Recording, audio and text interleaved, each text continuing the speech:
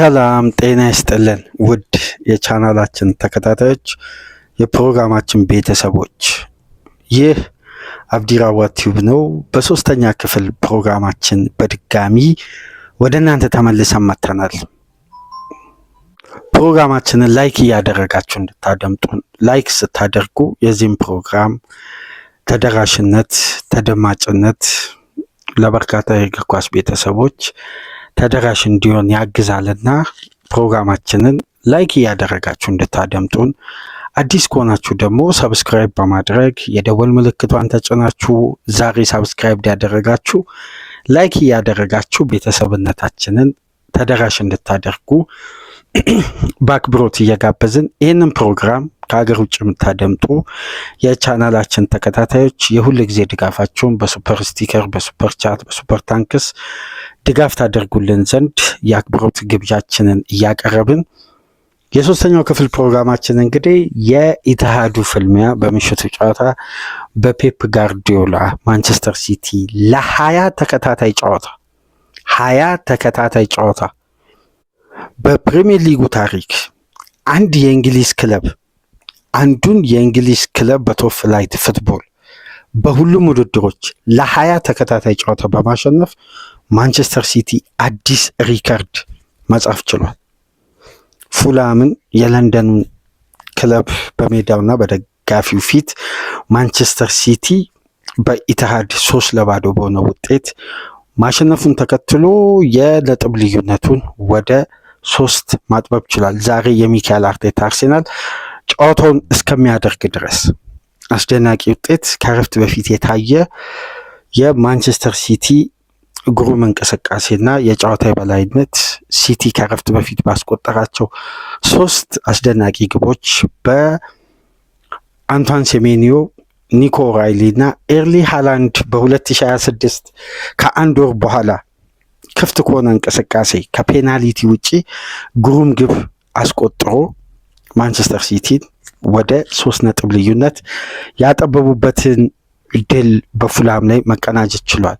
ፔፕ ጋርዲዮላ ካሁን በኋላ በአርሴናል አንገት ውስጥ በደንብ መተንፈስ እንጀምራለን እንዳለው ትናንትና እንግዲህ በምሽቱ ጨዋታ ይሄን ማሳየት ችሏል። እስቲ የምሽቱ ውጤቶች እንመልከትና በዚህ ጨዋታ ዙሪያና በዕለቱ የእንግሊዝ ጋዜጦች ዙሪያ አንዳንድ ነጥቦች እናነሳለን። የፕሪሚየር ሊግ የአሰልጣኝ ሹም ሽረት እንደቀጠለ ነው። ትናንትና አድማጮች ሰምታችኋል። ቶትናም አሰልጣኝ ቶማስ ፍራንክን አሰናበተ። ከትናንት በስቲያ በነበረው የኒውካስል ጨዋታ በሜዳው በተደረገው ጨዋታ ውጤት ምክንያት ቶማስ ፍራንክን አሰናበቱ። ቶማስ ፍራንክ እንግዲህ ቶትናምን ምን ያክል ገንዘብ እንዳስወጡ ከጨዋታው በኋላ ነው እውነታውን የተመለከትነው። ከጨዋታው በኋላ ማለት ከስንብታቸው በኋላ በእንግሊዝ ቶፕ 6 ክለቦች ታሪክ ውስጥ የመጨረሻ ደካማው ዊኒንግ ሬት ይዘው የተሰናበቱ አሰልጣኝ 27%። በቶትናም እግር ኳስ ታሪክም ዝቅተኛ፣ በእንግሊዝ እግር ኳስ ታሪክ የቶፕ 6 ክለቦች ውስጥ ካሉ አሰልጣኞች በጣም ዝቅተኛው ዊኒንግ ሬት በመያዝ ሁለተኛው ጉዳይ 6.7 ሚሊዮን ፓውንድ ቶትናም ለብሬንፎርድ ከፍሏል። እሳቸውን በስራ ቅጥር ላይ ለመፈጸም 10 ሚሊዮን ፓውንድ ከፍሏል።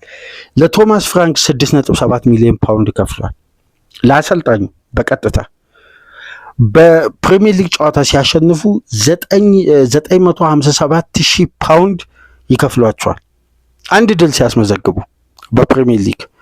በኢሮፓውያን ውድድርና በፕሪሚየር ሊግ ደግሞ ተከታታይ ካሸነፉ 1.6 ሚሊዮን ፓውንድ ይከፍላቸዋል ለቶማስ ፍራንክ ማለት ነው። ጨዋታ ላይ ደግሞ ነጥብ ካገኙ በየትኛውም ውድድር ላይ 231,000 ፓውንድ ይከፍላቸው ነበር። የቶማስ ፍራንክ ደሞዝ በነገራችን ላይ በፕሪሚየር ሊግ በዚህን ሰዓት 5ኛ ነበር። ከፍተኛ ደሞዝ ነበር የሚያገኙት። እኚህን አሰልጣኝ ያሰናበተ ቶትናም ተገቢ ውሳኔም ነበር። በተገቢው ሰዓት የተወሰነ ውሳኔ ነው። በጣም ያስገርመው ምሽት ላይ የተደረገው ደግሞ ሌላኛው አሰልጣኝ ስንብት ነው። ኖቲንግሃም ፎረስት በሜዳውና በደጋፊ ፊት በሲቲ ግራውንድ ያለምንም ግብ ተጠናቀቀ ከወልቭስ ጋር። ጨዋታው እንደተጠናቀቀ ማሪናኪስ በከፍተኛ ንዴት ስሜት ወደ ታች ሲወርዱ ካሜራዎች ሁሉ ያሳዩቸው ነበር። በቀጥታ ገቡና ሼንዳይክን ከስራቸውን ያሰናበቱት። ሼንዳይክም ከኖቲንጋም ስራው ላይ ተሰናበተ። በደም ተመልከቱ። ኑኖ ስፒሪቶ ሳንቶስን አሰናበቱ። አንጂን ፖስቴኮግሉን ቀጠሩ። አንጂን ፖስቴኮግሉን አሰናበቱ። ሼንዳይክን ቀጠሩ። ሼንዳይክን ማታ አሰናበቱ። የአሰልጣኝ ሹምሽረት እንደቀጠለ ነው። ሮቤርቶ ዲዘርቢ በራሱና በኦሎምፒክ ማርሴይ የጋራ ስምምነት ከትናንት በስቲያ ማታ ከኦሎምፒክ ማርሴይ መልቀቁ ይታወሳል። አሁን የቶትናም አሰልጣኝ ማውሪሲዮ ፖቼቲኖ ሮቤርቶ ዲዘርቢ ተቀዳሚ ምርጫ ሆነዋል። እስቲ በቀጣይ ቀናት የምናየው ነው እና የአሰልጣኝ ሹምሽረት 24 ሰዓት ባልሞላ ጊዜ ውስጥ በኖቲንጋም እና በቶትናም መካከል ተፈጽሟል እና ይህን ለመረጃ ያክል ወደ እናንተ ተደራሽ ለማድረግ ነው። ማንቸስተር ሲቲ እንዴት ነበር በምሽቱ ጨዋታ? የሲቲ ድል ዛሬ ለሚደረገው የብሬንፎርድ እና የአርሴናል ጨዋታ ሲቲ ጋርዲዮላ በቃሉ መሰረት እንግዲህ በደንብ ጫና አርሴናል ላይ እንፈጥራለን ባለው መሰረት እንግዲህ ጫናውን በደንብ ፈጥሯል ተብሎ ይታሰባል። ምክንያቱም ብሬንፎርድ ቀላል ተጋጣሚ አይደለም፣ በሜዳው ፈታኝ ነው። ያለፈው ሳምንት ኒውካስልን ከሜዳ ውጭ 3-2 ካምባክ አድርጎ አሸንፎ ነው የመጣው። ይሄ አስደናቂ ነው። ማንቸስተር ሲቲ እንግዲህ በልዩነት ጨዋታዎችን እያሸነፈ በምሽቱም ጨዋታ ይህንን ድል ማስመዝገብ ችሏል።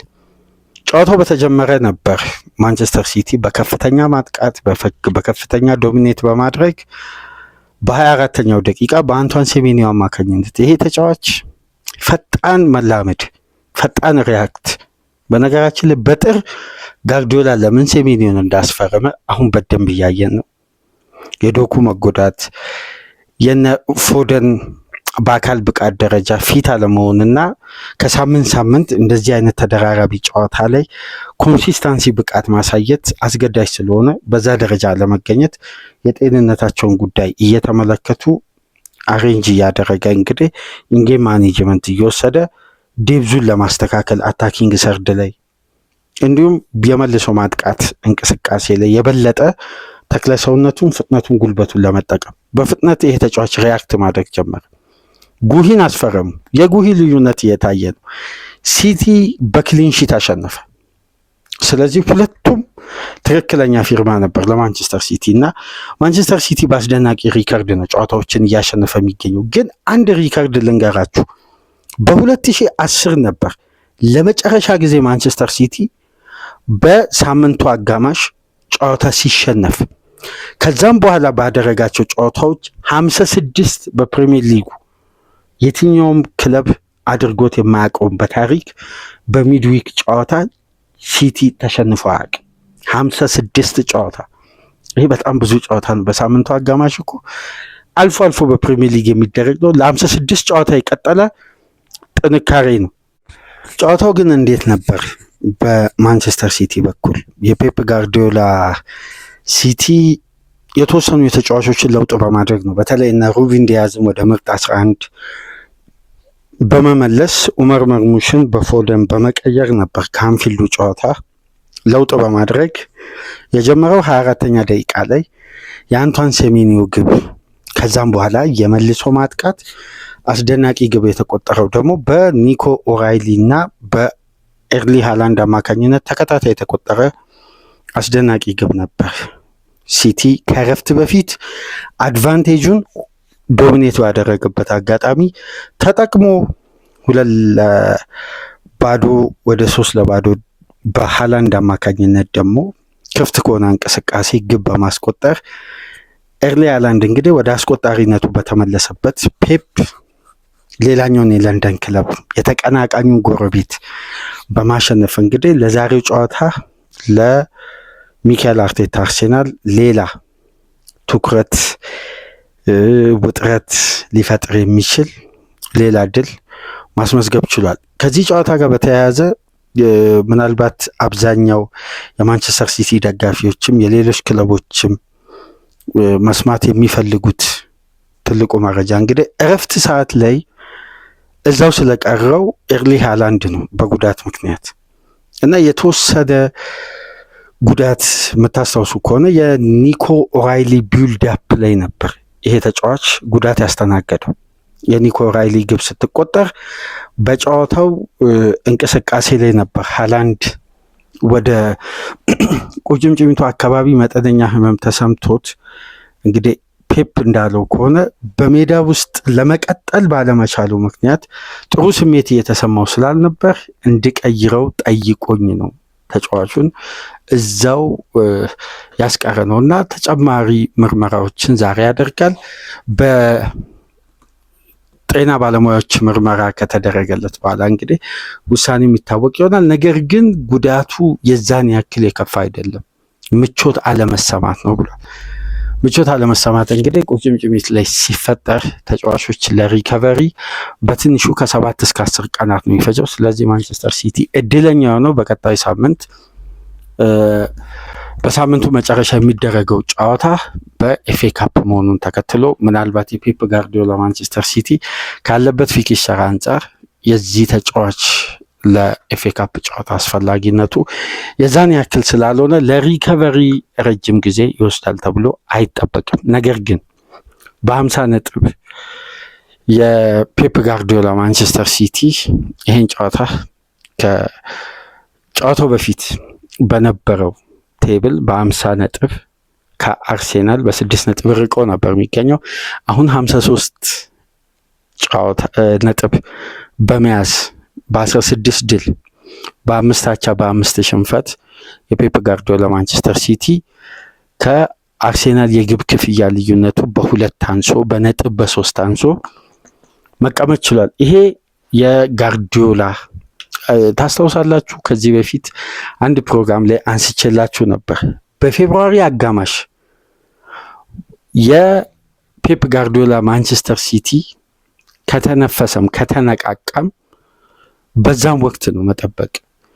ጥር ላይ ከጥር በፊት ባሉ ጨዋታዎች ላይ የጨዋታ ስታይል ወይም ጨዋታን የማሸነፍ ጥንካሬ የቡድኑን የውድድር ዓመት ጉዞ ሊወስን ይችላል እንጂ ስለ ዋንጫ 100% እርግጠኛ ሆኖ ለመናገር ይቸግራል። አሁን የፔፕ ጋርዲዮላ ማንቸስተር ሲቲ ፊክስቸሮችን ከተመለከታችሁ በተከታታይ የሚያደርጋቸው ጨዋታዎች አብዛኛው ከአርሴናል ቀደም ብሎ አሁን ከቀሪ 12 ፊክስቸሮች ማንቸስተር ሲቲ ከሚያደርጋቸው እስቲ ገብታችሁ ተመልከቱ። ፊክስቸሮች አብዛኛውን 70-80% ጨዋታዎችን ከአርሴናል በፊት ነው የሚያደርገው። ይሄ ምናልባት ጫናውን የበለጠ በሚካኤል አርቴታ አርሴናል ላይ ለማድረግ ለፔፕ ሲቲ አንዱ አድቫንቴጅ ተደርጎ ሊወሰድ ከቻለም ይሄ ነው እና በዛሬው ጨዋታ የሚመዘገበው ውጤት ደግሞ የበለጠ በዋንጫ ፍክክሩ ላይ እንግዲህ አንድ ስቴፕ አርሴናል የሚጎትት ወይስ ባለበት የሚቀጥል የሚለውን ምሽት 5 ሰዓት ላይ 4 ሰዓት ተኩል ላይ የምንመለከት ነው የሚሆነው። ለማንኛውም ማንቸስተር ሲቲ ኮምፎርታብል ድል በፉልሃም ላይ 20 ተከታታይ ጨዋታ በእንግሊዝ እግር ኳስ ታሪክ አንድን ክለብ ተከታታይ 20 ጨዋታ በቶፕ ፍላይት ውድድሮች ላይ ተገናኝቶ ያሸነፈ የለም። የፔፕ ጋርዲዮላ ማንቸስተር ሲቲ ይህን ታሪክ ማፈጸም ችሏል። ከዚህ 20 ተከታታይ ድል ደግሞ 70% የተመዘገበው በፔፕ ጋርዲዮላ የአሰልጣኝነት ዘመን ነው። ለማንኛውም የማንቸስተር ሲቲ ደጋፊዎች እንኳን ደስ አላችሁ እያለን የዛሬ ምሽቱ ጨዋታ ደግሞ የበለጠ ድል ላይ ምን አይነት ስሜት ይፈጥራል? ድጋሚ ወደ 6 ነጥብ ወይስ ባለበት ወደ 3 ነጥብ ይቀጥል ይሆን? የምሽቱ ጨዋታ ከየትኛውም ጊዜ በላይ የማንቸስተር ሲቲ ደጋፊዎች የብሬንፎርድ ኮሚኒቲ ስቴዲየምን ጂቴክ ኮሚኒቲ ስቴዲየምን በትኩረት የሚመለከቱት ጨዋታ ይሆናል። ለማንኛውም ፕሮግራማችንን ላይክ ስታደርጉ የዚህም ፕሮግራም ተደራሽነት ተደማጭነት ከፍ ስለሚያደርግ ላይክ እያደረጋችሁ እንድታደምጡ፣ አዲስ ከሆናችሁ ደግሞ ሰብስክራይብ በማድረግ ቤተሰብ እንድትሆኑ በ3 ፕሮግራሞች ከእናንተ ጋር ቆይታ አደረግን። የሊቨርፑልን ድል፣ የሲቲን ድል፣ የአርሴናልን የዛሬ ጨዋታ ቅድመ ጨዋታ ግምገማ አደረግን። ዕለተ ሐሙስን በ3 ፕሮግራም ከእናንተ ጋር በእንዲህ መልኩ ቆይታ አደረግን። ሰላም ቆዩ።